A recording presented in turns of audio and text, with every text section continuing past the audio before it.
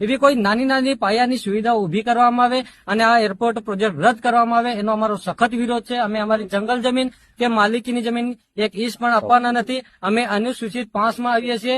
13(3) મુજબ જંગલ જમીન એ અમારી આદિવાસીઓની છે અને અમે જો આ તમામ દાહોદ જિલ્લાના તમામ નેતાઓ અમારી પડખે ઉભા ના રહેશે તો અમે જે તે સમયે ચૂંટણીઓ પણ બહિષ્કાર કરીશું અને એક વોટ પણ કોઈને આપવાના નથી અને ગામમાં પગ પેસારો પણ કરવા દેવાના નથી.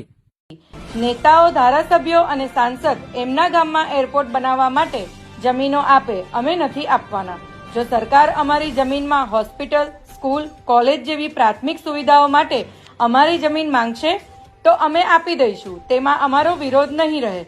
પરંતુ અમારે પ્લેનમાં બેસવું નથી એટલે અમને એરપોર્ટ નથી જોઈતું તેવા ભારે વિરોધ સાથે આજે ટાઢાગોલા અને સારદા ગામના ખેડૂતો સર્વેની ટીમ સાથે વિરોધમાં ઉતર્યા હતા.